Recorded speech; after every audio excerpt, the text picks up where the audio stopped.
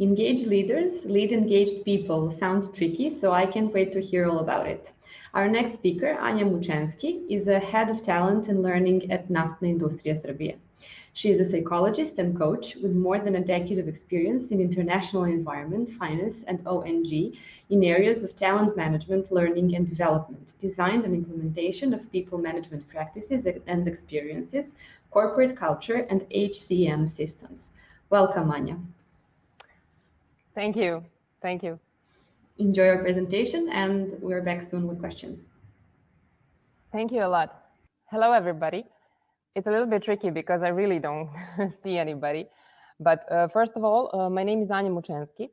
And as mentioned, I'm head of learning and development at NIS Gazpromneft. And to be honest, this is a very important topic for me and for my company. And while I was preparing for this talk today, I was thinking about my best boss. And I would like to invite you to do some exercise with me to remember your best boss, your best leader, or somebody you believe it was the best leader of yours, or you know. How did that person make you feel? Unfortunately, I don't have a way to hear all of those positive emotions you would probably share with me, like empowered, like motivated, like equal, like trustworthy. So I will just share with you some short story of mine. Some 10 plus years ago, when I started my corporate journey, I started in one company just by accident. And that company was everything for me, which I dreamt of. But it was something more. Every day I went for 200 kilometers to my job and back from my job. And I was never tired. And it was always like a normal thing to me. And I was always very committed and very willing to do everything what was expected from me, and really, really much more. And back then, I really didn't realize that that has a tag or a name.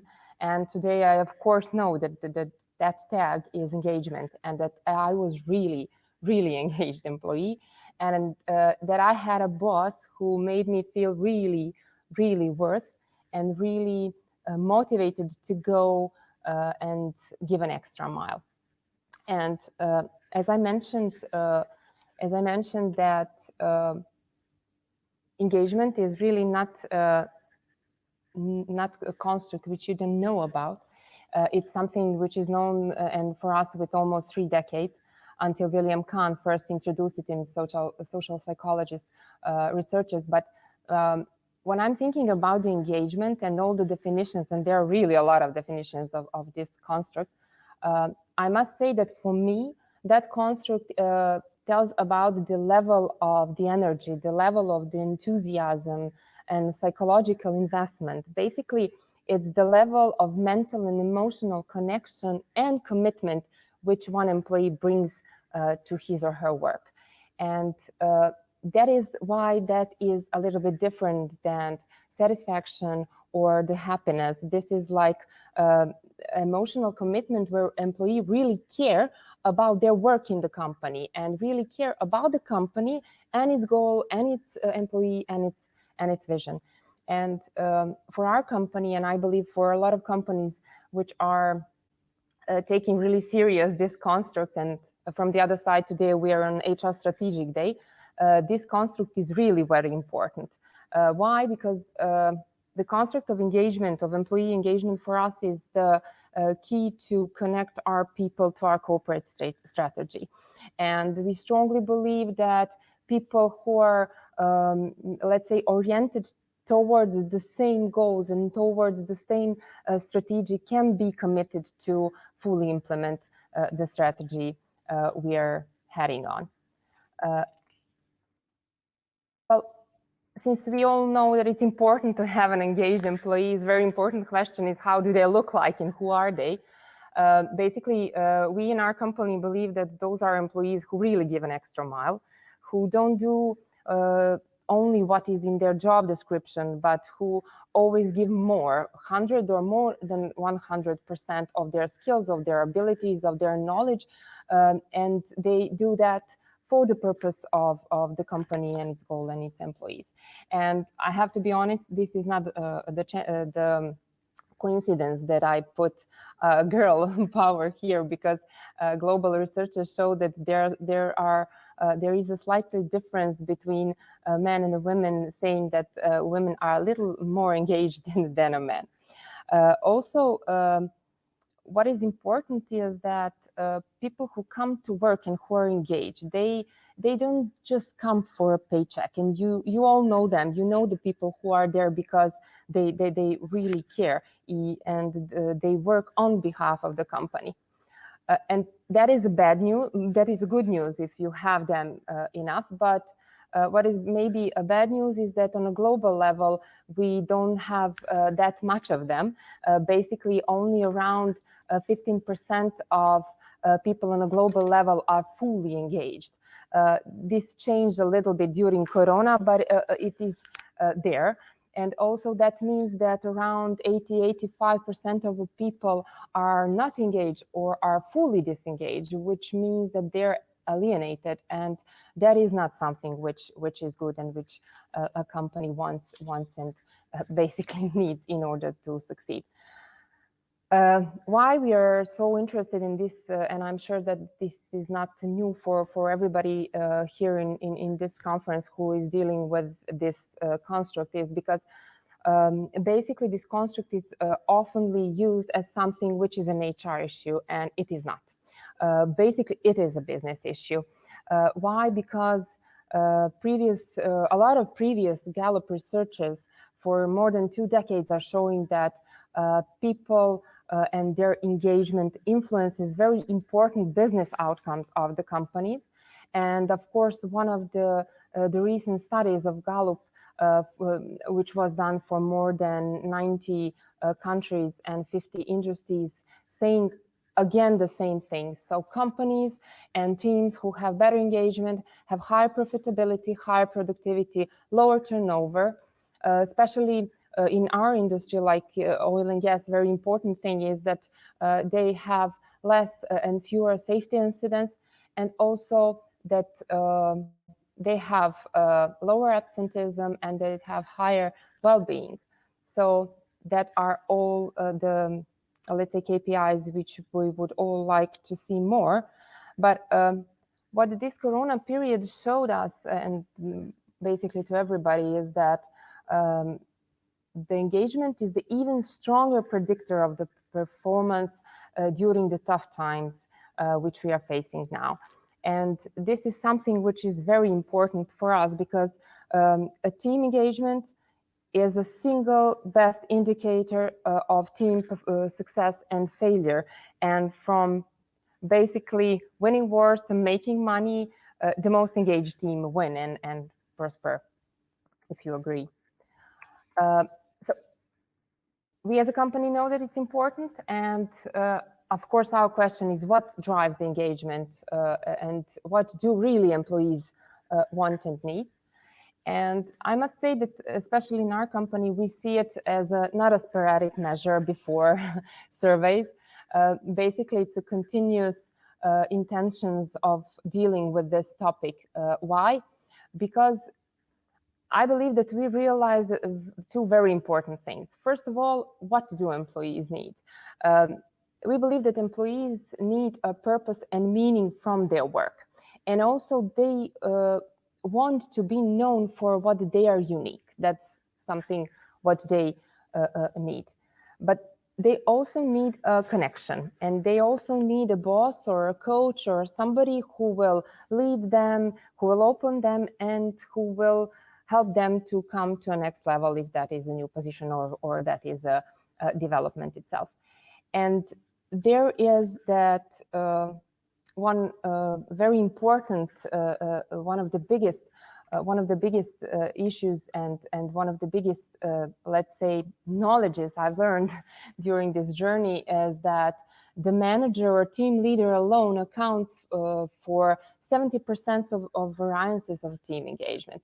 So that's a huge, and that is saying to us that really employee engagement should be manager's primary role of responsibility, and that higher leaders must help managers to redesign their roles and their expectations, to help them to have tools and resources and to develop them in order to be able to coach their teams and to come to that expectations, and also to measure the team performance. Also, one thing I wanted to mention here is, and it's for us very important things, we call it feedback trending, is that, for example, employees who have regular daily feedback are 3 times more likely to be engaged rather than those employees who have feedback only once a year or twice a year.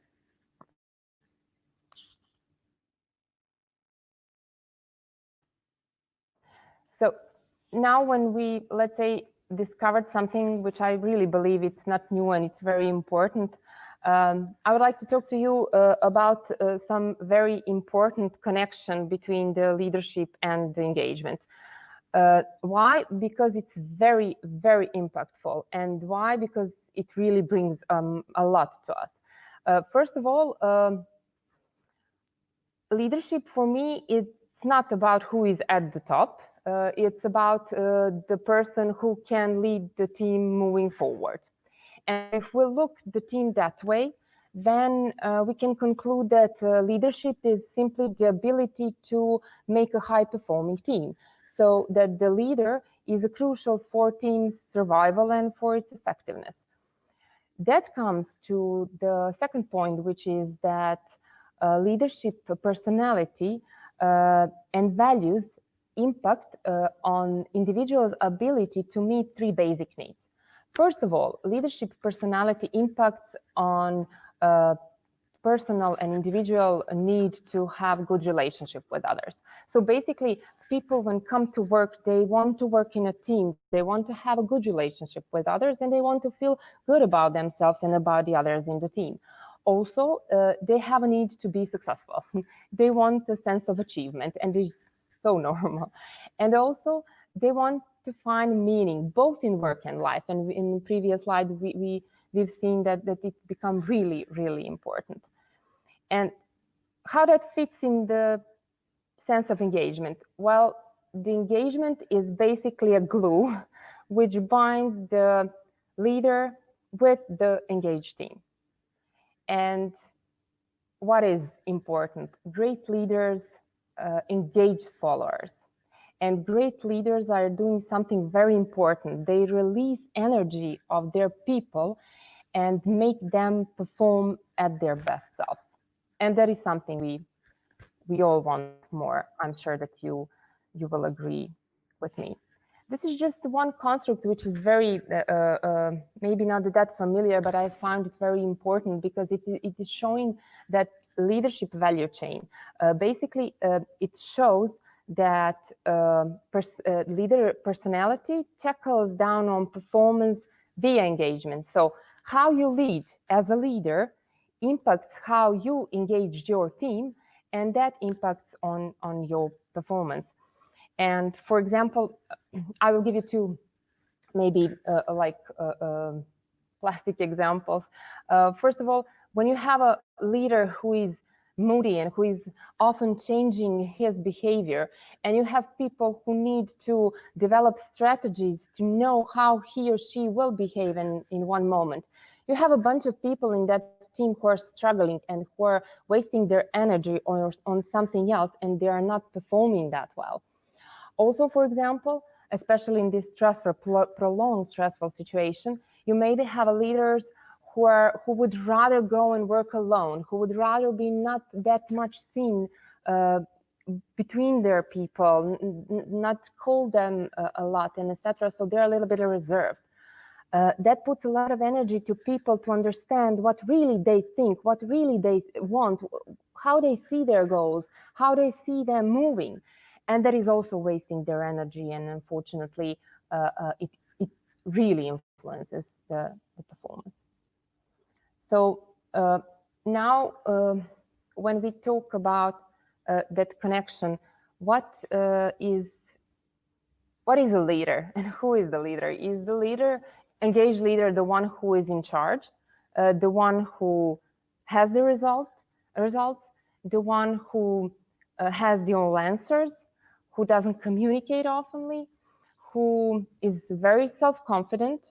Sometimes we call it charismatic leader, and it's not for sometimes, it's for decades called charismatic leader, sometimes bold, sometimes arrogant, but he knows it. Well, a lot of researchers show that this is not the leader we all want, and this is not the leader who can we call engaged leader. This new situation showed us that different things are working. And honestly, during Corona pulses, we had them, probably you did also, leadership care about the employee health, about the employee well-being, about the employee feeling at home, and etc. And leadership concern was the #1 driver of employee engagement and well-being. And it's a huge. And this situation showed us that the most critical behaviors for engaged team and for good employee experience is basically inspiring and empowering the team. Secondly, making good connections with the team and demonstrating agility, especially in decision making and in moving in team forward. So basically, these are not something, and I'm sure that you all know that, these are no longer nice to have. Those are something, new differences which are must-haves. And also, why I put Jacinda Ardern, Prime Minister of New Zealand, I'm totally convinced that she is somebody who will bring us more and who will be a leader of the new wave. So a person who says that it's not an issue if you are compassionate and empathetic at the same time, that you can be also strong at the same time. And a person who is really connected, who is really communicating, the person who shows the real raw vulnerability, but also authenticity and simple kindness. And those are the, let's say, characteristics I believe we would like to see more. So basically, one could say now, when we know all, where is the challenge? Well, honestly, the challenge is everywhere and all over. Why? Because yes, we've learned a lot from this new reality regarding the leaders and the followers and the situation and how to cope and what to expect and etc. But we still need to change some mindsets, and we still need to explain why some things need to be changed and why some things need to be kept. Because, for example, if you have a leader who has a great results and at this moment has a great engagement score, it's a very high level of energy needed to explain to those people why it's important to still deal with this topic and to still think about the way he leads the people and how his behavior influences the people. Also, one important thing is that I would like to think and to talk about the awareness. Why? Because when you have a leader who is in a situation that his or her team is not that engaged, okay, you can prescribe them some medicines, some like give people clear goals and please give them feedback more. And very often we have a situation that it is not working. The question is why it's not working. I strongly believe that the answer lies in awareness. Why? Because if you help the leader to become self-aware, and if you help the leader to get the targeted behavioral changes, then you really can keep his counterproductive behaviors under control. And then you really help him or her to make a difference. So basically, for the leader we mentioned, if you help him or her to understand how that behavior when he is moody and people are seeing that he is moody every day is influencing on that team, and if you help him to have a strict behavioral changes regarding his behavior, then you're really helping him. And what I strongly believe, that this is the moment to catch. This is the moment to keep the learning curve going. And I will share with you my story. When Corona started, as part of one initiative of helping our leaders coping with the stress and uncertainty and everything, I talked with a lot of leaders regarding how are they on a personal level, on a professional level, on level of leaders, and etc. And you know what I realized? I realized that it was never easier for me to help them to understand how their behavior influences on the team, and especially how their counterproductive behaviors when the stress is it, and the stress was back then, is really influencing their people, their well-being, their connection, their commitment, and at the end, all the results.